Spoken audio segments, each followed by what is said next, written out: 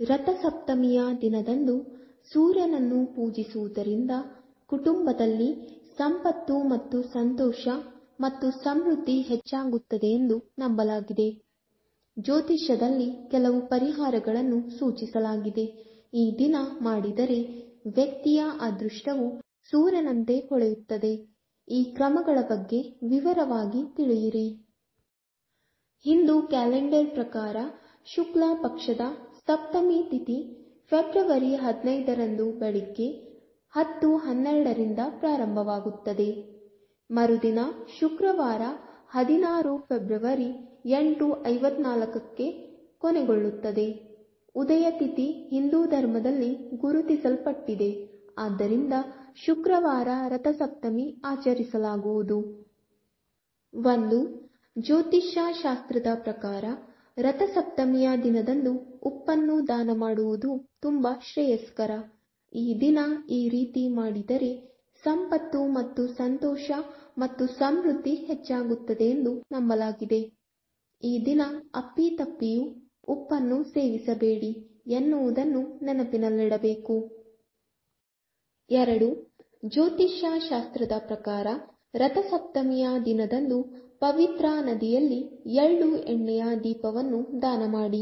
ಹೀಗೆ ಮಾಡುವುದರಿಂದ ದಾಂಪತ್ಯ ಜೀವನದಲ್ಲಿ ಸದಾ ಸುಖ ಮತ್ತು ಸಂಬಂಧಗಳಲ್ಲಿ ಮಧುರತೆ ಇರುತ್ತದೆ. 3. ಜ್ಯೋತಿಷ್ಯ ಶಾಸ್ತ್ರದ ಪ್ರಕಾರ ರಥಸಪ್ತಮಿಯ ದಿನದಂದು ಸೂರ್ಯೋದಯಕ್ಕೆ ಸ್ನಾನ ಮಾಡಿ ಅರ್ಘ್ಯವನ್ನು ಅರ್ಪಿಸುವುದು ಅತ್ಯಂತ ಶ್ರೇಯಸ್ಕರ. ಅರ್ಘ್ಯವನ್ನು ಅರ್ಪಿಸುವಾಗ ಓಂ ಸೂರ್ಯಾಯ ನಮಃ ಎಂಬ ಮಂತ್ರವನ್ನು ಪಠಿಸಿ. ಕೊನೆಗೆ ಸೂರ್ಯ ದೇವರ ಆರತಿಯನ್ನು ಮಾಡಿ. ಇದನ್ನು ಮಾಡುವುದರಿಂದ ವ್ಯಕ್ತಿಯು ತನ್ನ ವೃತ್ತಿ ಜೀವನದಲ್ಲಿ ಬಯಸಿದ ಯಶಸ್ಸನ್ನು ಪಡೆಯುತ್ತಾನೆ. 4. ಜ್ಯೋತಿಷ್ಯ ಶಾಸ್ತ್ರದ ಪ್ರಕಾರ ರಥಸಪ್ತಮಿಯ ದಿನದಂದು ಸ್ನಾನ ಮಾಡುವಾಗ ನೀರಿಗೆ ಗಂಗಾಜಲ, ಕುಂಕುಮ ಮತ್ತು ಕೆಂಪು ಚಂದನವನ್ನು ನೀರಿನಲ್ಲಿ ಬೆರೆಸಿ. ಇದಾದ ನಂತರ ಕೆಂಪು ಅಥವಾ ಕಿತ್ತಾಳೆ ಬಣ್ಣದ ಬಟ್ಟೆ, ಬೆಲ್ಲ, ತಾಮ್ರ, ಉದ್ದಿನ ಬೇಳೆಯನ್ನು ಅಗತ್ಯವಿರುವವರಿಗೆ ದಾನ ಮಾಡಿ. ಹೀಗೆ ಮಾಡುವುದರಿಂದ ಜಾತಕದಲ್ಲಿ ಸೂರ್ಯದೇವನು ಬಲಗೊಳ್ಳುತ್ತಾನೆ. 5. ವೃತ್ತಿಯಲ್ಲಿ ಯಶಸ್ಸನ್ನು ಪಡೆಯಲು ರಥಸಪ್ತಮಿಯ ದಿನದಂದು ಉದಯಿಸುವ ಸೂರ್ಯನಿಗೆ ನೀರನ್ನು ಅರ್ಪಿಸಿ. ಇದಕ್ಕಾಗಿ ತಾಮ್ರದ ಪಾತ್ರೆಯಲ್ಲಿ ನೀರನ್ನು ತೆಗೆದುಕೊಂಡು ಅದಕ್ಕೆ ಕೆಂಪು ಚಂದನ, ಬೆಲ್ಲ ಮತ್ತು ಕೆಂಪು ಹೂವುಗಳನ್ನು ಸೇರಿಸಿ ಸೂರ್ಯ ದೇವರಿಗೆ ಅರ್ಘ್ಯವನ್ನು ಅರ್ಪಿಸಿ. ವೃತ್ತಿ ಜೀವನದಲ್ಲಿ ಯಶಸ್ಸಿಗೆ ಆದಿತ್ಯ ಹೃದಯ ಸ್ತೋತ್ರವನ್ನು ಪಠಿಸಿ.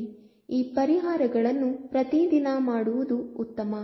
ಇದು ನಿಮ್ಮ ವೃತ್ತಿ ಜೀವನದಲ್ಲಿ ವೇಗವಾಗಿ ಮುನ್ನಡೆಯಲು ಸಹಾಯ ಮಾಡುತ್ತದೆ. ನಿಮ್ಮ ಆತ್ಮವಿಶ್ವಾಸ ಹೆಚ್ಚುತ್ತದೆ, ಖ್ಯಾತಿಯನ್ನು ಪಡೆಯುತ್ತೀರಿ. 6.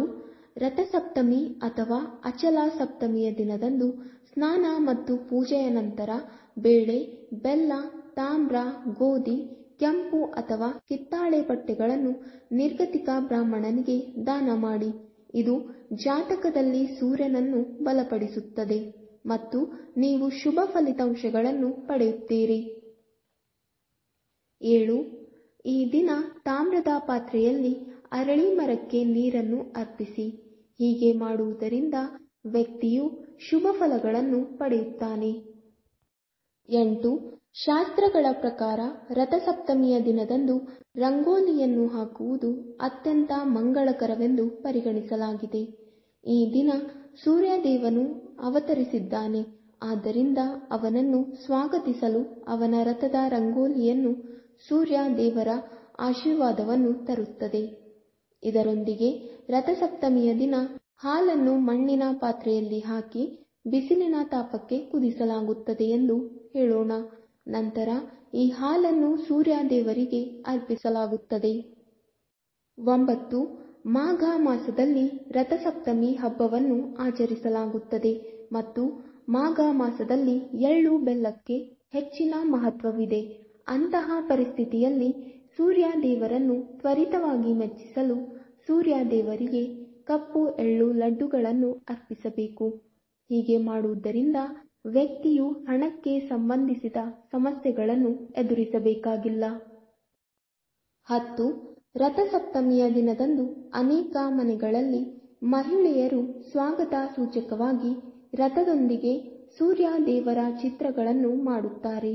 ತಮ್ಮ ಮನೆಗಳ ಮುಂದೆ ಸುಂದರ ರಂಗೋಲಿ ಹಾಕುತ್ತಾರೆ. ಅಂಗಳದಲ್ಲಿ ಹಾಲನ್ನು ಮಣ್ಣಿನ ಮಡಕೆಗಳಲ್ಲಿ ಸುರಿದು ಸೂರ್ಯನಿಗೆ ಅಭಿಮುಖವಾಗಿ ಕುದಿಸಲಾಗುತ್ತದೆ. ಈ ಹಾಲನ್ನು ಸೂರ್ಯ ದೇವರಿಗೆ ಸಿಹಿ ಅನ್ನ ಅಥವಾ ಪರಮಾನಂ ನೈವೇದ್ಯ ಮಾಡಲು ಬಳಸಲಾಗುತ್ತದೆ. 11. ಈ ದಿನದಂದು ಗಾಯತ್ರಿ ಮಂತ್ರ ಪಠಣ ಮತ್ತು ಸೂರ್ಯ ಸಹಸ್ರನಾಮ, ಆದಿತ್ಯ ಹೃದಯಂ ಅಥವಾ ಸೂರ್ಯ ಅಷ್ಟಕಂ ಪಠಿಸುವುದು ಅತ್ಯಂತ ಮಂಗಳಕರವೆಂದು ಪರಿಗಣಿಸಲಾಗಿದೆ. 12.